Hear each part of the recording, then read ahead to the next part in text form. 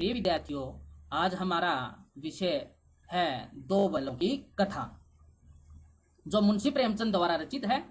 पिछले वीडियो में हमने आपको मुंशी प्रेमचंद के जीवन परिचय से अवगत करवाया था। अब हम दो बैलों की कथा कहानी शुरू करते हैं। कहानी पढ़ना शुरू करने से पहले जो कहानी के अंदर कठिन शब्द आएंगे, जिनका अर्थ मुश्किल है, वो आपके पाठ के पीछे शब्द संपदा में दिए गए हैं। तो सबसे पहले हम कठिन शब्दों के अर्थ पढ़ते हैं। निरापद। निरापद का अर्थ होता है सुरक्षित। निरापद का क्या अर्थ होता है? सुरक्षित। निरापद, सुरक्षित। सहिष्णुता। सहिष्णुता, सहनशीलता। पछाई, पालतू पशुओं की एक नस्ल है। गोई। गोई का अर्थ होता है जोड़ी। कुलेल या कल्लो, क्रीड़ा। विषाद। विषाद का अर्थ है उदासी। पराकाष्ठा। पराकाष्ठा का अर्थ है अंतिम सीमा। गण्य। गण्य का अर्थ है गणनीय या सम्मानित। विग्रह। विग्रह का अर्थ है अलगाव। पगहिया। पगहिया का अर्थ है पशु बांधने की रस्सी। पगहिया का अर्थ है पशु बांधने की रस्सी। गराव। गराव का अर्थ है फुंदेदार रस्सी जो बैल आदि के गले में पहनाई जाती है। प्रतिवाद। प्रतिवाद का अर्थ है विरोध। टिटकार, मुंह से निकलने वाला टिक टिक का शब्द। मसलहत, हितकर, भलाई का कार्य होता है। मसलहत, हितकर। रगेदना, खदेड़ना। मल्ल युद्ध, कुश्ती। साबिका, वास्ता या सरोकार। कांजी होश, मवेशी खाना, वह बाड़ा जिसमें दूसरे का खेत आदि खाने वाले या लावारिस चौपाए बंद किए जाते हैं और कुछ दंड देकर छोड़े या नीलाम किए जाते हैं, उसको कहा जाता है कांजी होश। काइन हाउस अंग्रेजी में बोला जाता है इसको। रेवड़, पशुओं का झुंड। उन्मत्त, मत वाला, पागल, मस्त। थान, पशुओं के बांधे जाने की जगह। उत्साह, उत्सव या आनंद। तो यह आपके पाठ के अंत में पुस्तक में शब्द संपदा के अंदर कठिन शब्द दिए हुए थे, जिनके मैंने आपको अर्थ बताए। ये आपको लिखने भी हैं और याद भी करने हैं। तो अब हम शुरू करते हैं अपनी कहानी दो बैलों की कथा। कहानी का नाम है दो बैलों की कथा। तो देखो, शुरू करते हैं। जानवरों में गधा सबसे ज्यादा बुद्धिहीन समझा जाता है। हम जब किसी आदमी को परले दर्जे का बेवकूफ कहना चाहते हैं तो उसे गधा कहते हैं। कि जिसको हमें बेवकूफ करना हो उसको हम बेवकूफ कहने की बजाय गधा कह देते हैं, तो उसमें काम चल जाता है। उसका अर्थ ही बेवकूफ होता है। गधा सचमुच बेवकूफ है या उसके सीधेपन, उसकी निरापद सहिष्णुता ने उसे यह पदवी दे दी है, इसका निश्चय नहीं किया जा सकता। गायें सींग मारती हैं।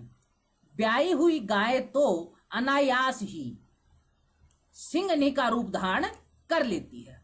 कुत्ता भी बहुत गरीब जानवर है। लेखक ने कुत्ते को गरीब जानवर बताया, लेकिन कभी कभी उसे भी क्रोध आ ही जाता है। किंतु गधे को कभी क्रोध करते नहीं सुना। कभी क्रोध करते किसे नहीं सुना?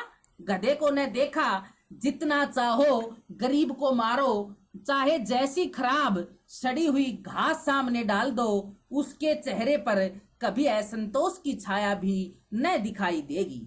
वैशाख में, यह हमारे महीने हैं, देसी महीने, वैशाख में चाहे एक आध बार कुलेल कर लेता हो, पर हमने तो उसे कभी खुश होते नहीं देखा। कि गधा जानवर है, उसको कभी खुश होते नहीं देखा। उसके चेहरे पर एक विषाद स्थायी रूप से छाया रहता है।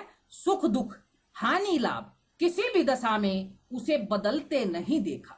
ऋषियों मुनियों के जितने गुण हैं, ऋषियों मुनियों के जितने गुण हैं, वे सभी उसमें पराकाष्ठा को पहुंच गए हैं। तो गधे में किसके गुण पराकाष्ठा को पहुंच गए हैं? ऋषि मुनियों के गुण। पर आदमी उसे बेवकूफ कहता है। सद्गुणों का इतना अनादर कहीं नहीं देखा। कि अच्छे गुणों का, गधे में तो अच्छे गुण बताए हैं लेखक ने, कि अच्छे गुणों का इतना अनादर कभी नहीं देखा। कदाचित सीधापन संसार के लिए उपयुक्त नहीं है। लेखक यहां बता रहा है कि सीधापन इस संसार के लिए उपयुक्त नहीं है। देखिए न भारतवासियों की अफ्रीका में क्या दुर्दशा हो रही है। अफ्रीका में भारतवासियों की दुर्दशा के बारे में बताया है। क्यों? अमेरिका में उन्हें घुसने नहीं दिया जाता, बेचारे शराब नहीं पीते, 4 पैसे कुछ समय के लिए बचा कर रखते हैं, जी तोड़कर काम करते हैं, किसी से लड़ाई झगड़ा नहीं करते, 4 बातें सुनकर गम खा जाते हैं, फिर भी बदनाम है। ये भारतीयों के बारे में बताया गया कि कुछ समय के लिए 4 पैसे बचा कर रखते हैं। कुछ समय का अर्थ बुरे समय के लिए। कहा जाता है वे जीवन के आदर्श को नीचा करते हैं। अगर वे भी ईंट का जवाब पत्थर से देना सीख जाते, वे का अर्थ कौन है यहाँ पर? भारतीयों के लिए आया है कि अगर वे भी ईंट का जवाब पत्थर से देना सीख जाते तो शायद सभ्य कहलाने लगते। क्या कहलाने लगते? सभ्य कहलाने लगते। जापान की मिसाल सामने है। जापान छोटा सा देश है, उसकी मिसाल सामने है। एक ही विजय ने उसे संसार की सभ्य जातियों में गण्य बना दिया, गिनने योग्य।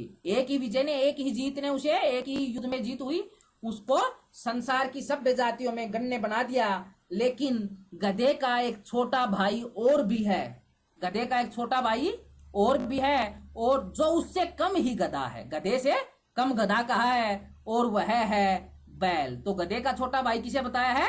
बैल को बताया है। जिस अर्थ में हम गधे का प्रयोग करते हैं, कुछ उसी से मिलते जुलते अर्थ में बछिया के ताऊ का भी प्रयोग करते हैं। बछिया का ताऊ मुहावरा है, बछिया का ताऊ मूर्ख। कुछ लोग बैल को शायद बेवकूफों में सर्वश्रेष्ठ कहेंगे, मगर हमारा विचार ऐसा नहीं है। बैल कभी कभी मारता भी है, कभी कभी अड़ियल बैल भी देखने में आता है, और भी कई रीतियों से अपना असंतोष प्रकट कर देता है। अतः उसका स्थान गधे से नीचा है।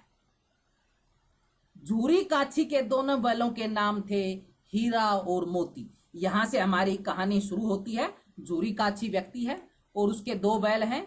एक बैल का नाम हीरा है, दूसरे बैल का नाम मोती है। दोनों पछाई जाति के थे। कौन सी जाति के थे? पछाई जाति के। वस्तुनिष्ठ प्रश्नों में प्रश्न पूछ लिए जाते हैं। देखने में सुंदर, काम में चौकस, ढील मतलब शरीर की बनावट में ऊंचे। देखने में सुंदर, काम में चौकस और ढील में ऊंचे। बहुत दिनों साथ रहते रहते दोनों में भाईचारा हो गया है। दोनों का अर्थ हीरा और मोती में। दोनों आमने सामने या आसपास बैठे हुए एक दूसरे से मूक भाषा में विचार विनिमय करते थे। मूक भाषा बिना बोलचाल की, सांकेतिक भाषा कह सकते, बिना बोले ही उनका विचारों का आदान प्रदान हो जाता था। यह प्रश्न भी कई बार वस्तुनिष्ठ प्रश्नों में पूछा गया है। एक दूसरे के मन की बात कैसे समझ जाता है? भाई, एक दूसरे के मन की बात कैसे समझ जाता था हम नहीं कह सकते। अवश्य ही उनमें कोई ऐसी गुप्त शक्ति थी जिससे जीवों में श्रेष्ठता का दावा करने वाला मनुष्य वंचित है। तो जीवों में श्रेष्ठता का दावा करने वाला कौन बताया? लेखक ने मनुष्य को बताया है, और उसके पास वो शक्ति नहीं है। दोनों एक दूसरे को चाट कर और सूंघ कर अपना प्रेम प्रकट करते। कभी कभी दोनों सींग भी मिला लिया करते थे, विग्रह के नाते से नहीं, केवल विनोद के भाव से, आत्मीयता के भाव से। जैसे दोनों में घनिष्ठता होते ही धोल धप्पा होने लगता है। इसके बिना दोस्ती कुछ फुसफुसी, कुछ हल्की सी रहती है, जिस पर ज्यादा विश्वास नहीं किया जा सकता।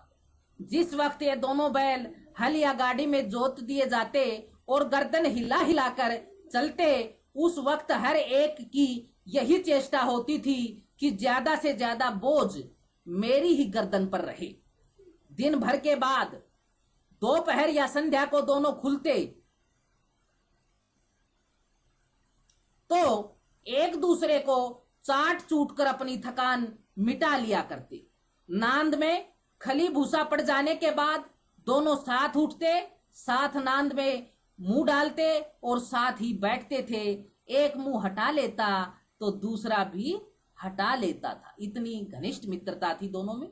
संयोग की बात है, झूरी ने एक बार गोई को ससुराल भेज दिया। गोई का अर्थ बैलों की जोड़ी। हमने शब्दार्थ में पढ़ा था ना, गोई जोड़ी।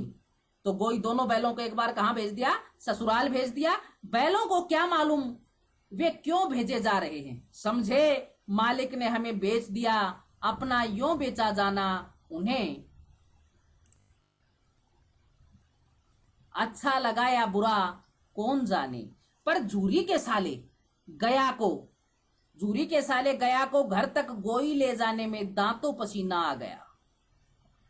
तो जूरी के साले का नाम क्या था? गया। जो बैलों को ले गया था, वो बैलों की गोई कर जोड़ी ले जाने में दांतों पसीना आ गया, मेहनत करनी पड़ी। पीछे से हाँकता तो दोनों दाएं बाएं भागते, पगहिया पकड़कर आगे से खींचता तो दोनों पीछे को जोर लगाते, मारता तो दोनों सींग नीचे करके हुंकारते। अगर ईश्वर ने उन्हें वाणी दी होती तो वे जूरी से पूछते, तुम हम गरीबों को क्यों निकाल रहे हो? हमने तो तुम्हारी सेवा करने में कोई कसर नहीं उठा रखी। अगर इतनी मेहनत से काम न चलता था तो और काम ले लेते। हमें तो तुम्हारी चाकरी में मर जाना कबूल था। हमने कभी दाने चारे की शिकायत नहीं की। तुमने जो कुछ खिलाया वह सिर झुकाकर खा लिया। फिर तुमने हमें इस जालिम के हाथ क्यों बेच दिया? तो यहाँ जालिम शब्द कहकर संबोधित किया है जूरी के साले गया को। बैल समझ रहे थे कि जूरी ने उनको बेच दिया है। संध्या समय दोनों बैल अपने नए स्थान पर पहुंचे। दिन भर के भूखे थे, लेकिन जब नांद में लगाए गए तो एक ने भी उसमें मुंह न डाला, चरने के लिए मुंह नहीं डाला। दिल भारी हो रहा था। जिसे उन्होंने अपना घर समझ रखा था वह आज उनसे छूट गया था। वह नया घर, नया गांव, नए आदमी उन्हें बेगानों से लगते थे। दोनों ने अपनी मूक भाषा में सलाह की, एक दूसरे को कनखियों से देखा, तिरछी निगाहों से, और लेट गए। जब गांव में सोता पड़ गया, मतलब सब सो गए, तो दोनों ने जोर मारकर पगहे तुड़ा डाले और घर की तरफ चले। पगहे बहुत मजबूत थे, अनुमान न हो सकता था कि कोई बैल उन्हें तोड़ सकेगा, पर इन दोनों में इस समय दूनी शक्ति आ गई थी। एक एक झटके में रस्सियां टूट गई। जूरी प्रातःकाल सोकर उठा तो देखा कि दोनों बैल चरनी पर खड़े हैं। दोनों की गर्दनों में आधा आधा गराव लटक रहा है। गराव का मतलब रस्सी जिससे बांधे जाते हैं, लटक रहा है। घुटने तक पांव कीचड़ से भरे हैं और दोनों की आंखों में विद्रोह में सने झलक रहा है। जूरी बैलों को देखकर सने से गदगद हो गया। दौड़कर उन्हें गले लगा लिया। प्रेम आलिंगन और चुंबन का वह दृश्य बड़ा ही मनोहर था। यह प्रेम आलिंगन और चुंबन का दृश्य किसका था? हीरा और मोती का था। घर और गांव के लड़के जमा हो गए और तालियां बजा बजा कर उनका स्वागत करने लगे। गांव के इतिहास में यह घटना अभूतपूर्व न होने पर भी महत्वपूर्ण थी। गांव के इतिहास में यह घटना अभूतपूर्व न होने पर भी महत्वपूर्ण थी। बाल सभा ने निश्चय किया, दोनों पशु वीरों का, बाल सभा थी, बच्चों की सभा थी, उसने निश्चय किया कि दोनों पशु वीरों को अभिनंदन पत्र देना चाहिए। कोई अपने घर से रोटियां लाया, कोई गुड़, कोई चोकर, कोई भूसी। तो इस तरह से बैलों का स्वागत हुआ। यह घटना अभूतपूर्व तो नहीं थी, लेकिन महत्वपूर्ण जरूर थी कि बैल वापिस अपने घर आ गए। एक बालक ने कहा, ऐसे बैल किसी के पास न होंगे। दूसरे ने समर्थन किया, इतनी दूर से दोनों अकेले चले आए। तीसरा बोला, बैल नहीं हैं, वे उस जन्म के आदमी हैं। इसका प्रतिवाद करने का किसी को साहस न हुआ।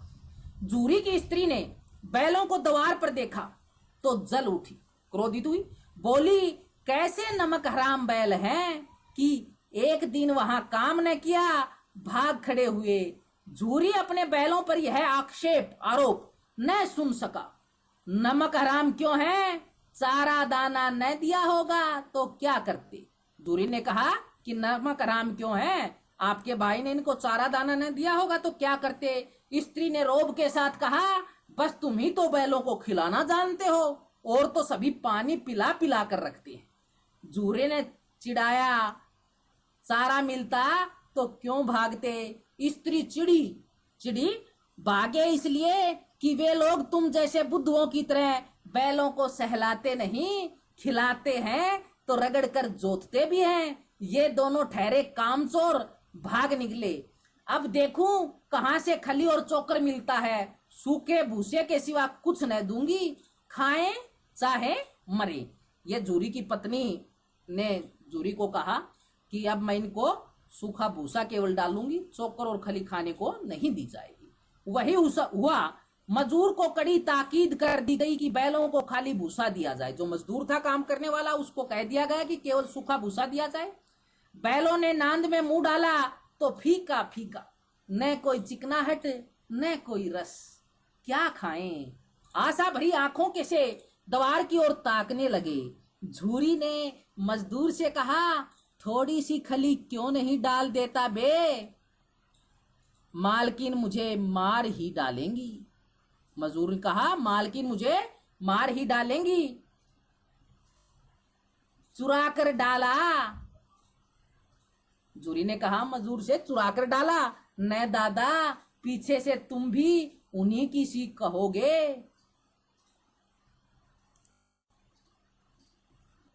दूसरे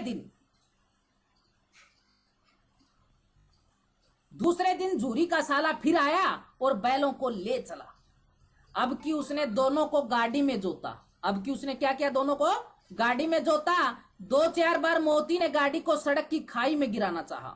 जो मोती था क्रोधित स्वभाव का था, तो उसने गाड़ी को सड़क की खाई में गिराना चाहा, पर हीरा ने संभाल लिया। वह ज्यादा सहनशील था। तो हीरा और मोती में से कौन ज्यादा सहनशील था? हीरा ज्यादा सहनशील था। संध्या समय घर पहुंचकर उसने दोनों को मोटी रस्सियों से बांधा और कल की शरारत का मजा चखाया। तो शरारत का मजा चखाया, आप समझ गए होंगे बच्चों कि पिटाई की उनकी। फिर वही सूखा भूसा डाल दिया। अपने दोनों बैलों को खली, स्वयं के बैल थे उनको खली चुन्नी सब कुछ दी। दोनों बैलों का ऐसा अपमान कभी न हुआ था। जूरी उन्हें फूल की छड़ी से भी न छूता था। उसकी टिटकार पर दोनों उड़ने लगते थे, दौड़ पड़ते थे। यहां मार पड़ी, आहत सम्मान की व्यथा तो थी ही, उस पर मिला सूखा भूसा। नांद की तरफ आंखें तक न उठाई। दूसरे दिन गया ने बैलों को हल में जोता। पर इन दोनों ने जैसे पांव न उठाने की कसम खा ली थी। वह मारते मारते थक गया, पर दोनों ने पांव न उठाया। एक बार जब उस निर्दयी ने हीरा की नाक पर खूब डंडे जमाए, हीरा तो सहनशील था, तो गया ने निर्दयी था, गया उसने हीरा की नाक पर खूब डंडे जमाए, तो मोती का गुस्सा काबू के बाहर हो गया। मोती का गुस्सा था वो काबू के बाहर हो गया। हल लेकर भागा, मोती हल लेकर भाग गया।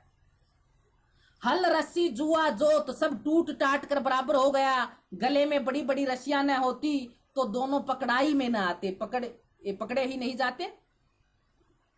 हीरा ने मूक भाषा में कहा, भागना व्यर्थ है। मोती ने उत्तर दिया, तुम्हारी तो इसने जान ही ले ली थी, अब की बड़ी मार पड़ेगी। पढ़ने दो, बैल का जन्म लिया है तो मार से कहां तक बचेंगे। पढ़ने दो, बैल का जन्म लिया है तो मार से कहां तक बचेंगे। बात किसने कही? मोती ने कही। गया 2 आदमियों के साथ दौड़ा आ रहा है, दोनों के हाथों में लाठियां हैं। मोती बोला, कहो तो दिखा दो कुछ मजा, मैं भी लाठी लेकर आ रहा है। हीरा ने समझाया, नहीं भाई, खड़े हो जाओ, मुझे मारेगा तो मैं भी 1-2 को गिरा दूंगा। ये बात किसने कही? मोती ने। तो ये संवाद है आपसी हीरा और मोती के, कई बार वस्तुनिष्ठ प्रश्नों में पूछ लिए जाते हैं, तो आप इनको ध्यान से पढ़ना है, ध्यान देना है इन पर। नहीं, हमारी जाति का यह धर्म नहीं। तो ये बात किसने कही? ये बात हीरा ने कही। मोती दिल में ऐंठ कर रह गया आ पहुंचा और दोनों को पकड़ कर ले चला। कुशल हुई कि उसने इस वक्त मारपीट न की, नहीं तो मोती भी पलट पड़ता। उसके तेवर देखकर गया और उसके सहायक समझ गए कि इस वक्त टाल जाना ही मसलहत है। आज दोनों के सामने फिर वही सूखा भूसा लाया गया। दोनों चुपचाप खड़े रहे। घर के लोग भोजन करने लगे। उस वक्त छोटी सी लड़की 2 रोटियां ले निकली और दोनों के मुंह में देकर चली गई। छोटी लड़की थी गया के घर में, वो 2 रोटियां लेकर आई और दोनों के मुंह में, दोनों मतलब हीरा और मोती के मुंह में 2 रोटियां लेकर चली गई। उस एक रोटी ने इनकी भूख तो क्या शांत होती, पर दोनों के हृदय को मानो भोजन मिल गया। भूख तो शांत नहीं हुई, लेकिन हृदय संतुष्ट हुआ, हृदय को मानो भोजन मिल गया। यहां भी किसी सज्जन का आवास है। दोनों ने सोचा कि गया के घर में भी कोई सज्जन है। लड़की भैरव की थी। लड़की किसकी थी? भैरव की थी। उसकी मां मर चुकी थी। लड़की की मां मर चुकी थी। सौतेली मां उसे मारती रहती थी, इसलिए इन बैलों से उसे एक प्रकार की आत्मीयता हो गई थी। लड़की को आत्मीयता क्यों हुई? क्योंकि बैलों की भी पिटाई हो रही थी, और दूसरी तरफ लड़की की मां थी, वो मर चुकी थी, सौतेली मां उसे भी मारती रहती थी। तो इस प्रकार लड़की की बैलों के प्रति आत्मीयता हुई।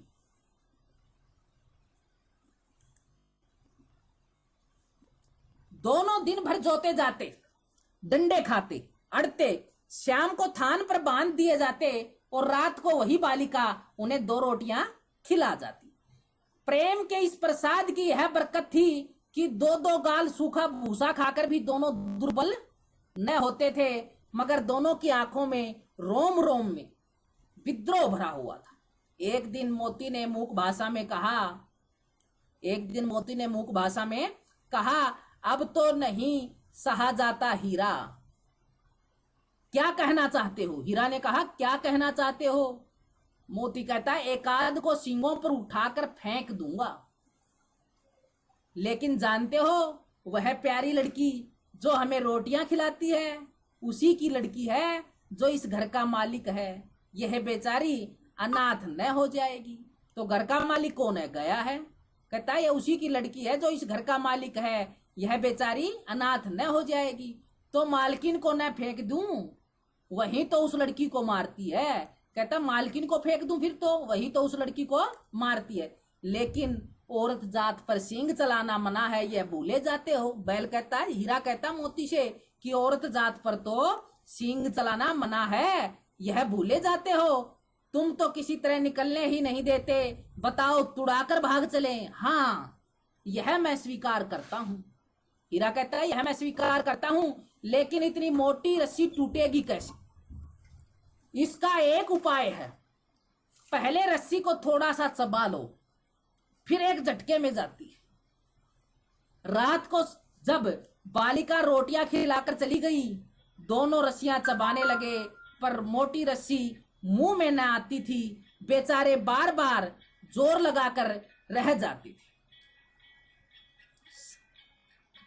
सहसा घर का द्वार खुला और वही लड़की निकली।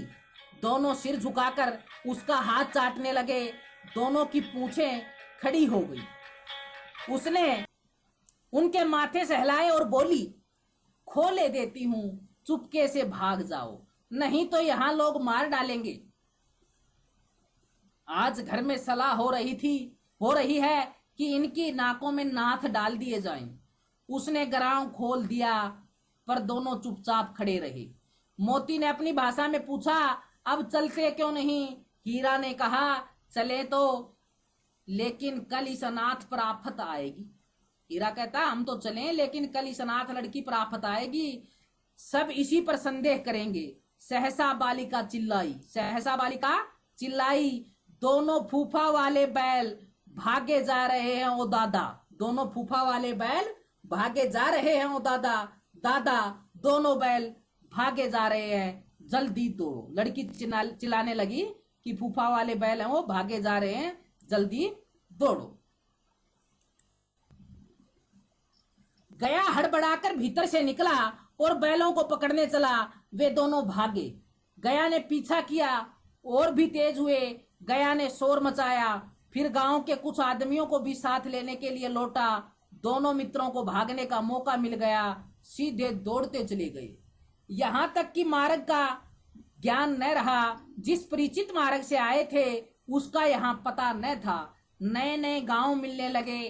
तब दोनों एक खेत के किनारे खड़े होकर सोचने लगे, अब क्या करना चाहिए। हीरा ने कहा, मालूम होता है राह भूल गए। तुम भी बेतहाशा भागे, वहीं उसे मार गिराना था। उसे मार गिराते तो दुनिया क्या कहती, वह अपना धर्म छोड़ दे, लेकिन हम अपना धर्म क्यों छोड़े। दोनों भूख से व्याकुल हो रहे थे। खेत में मटर खड़ी थी, चरने लगे। रह रह कर आहट ले लेते थे, कोई आता तो नहीं है। जब पेट भर गया, दोनों ने आजादी का अनुभव किया तो मस्त होकर उछलने कूदने लगे। पहले दोनों ने ढकार ली, फिर सींग मिलाए और एक दूसरे को ठेलने लगे। मोती ने हीरा को कई कदम पीछे हटा दिया। मोती ने हीरा को कई कदम पीछे हटा दिया, यहां तक कि वह खाई में गिर गया। तब उसे भी क्रोध आया, संभल कर उठा और फिर मोती से मिल गया।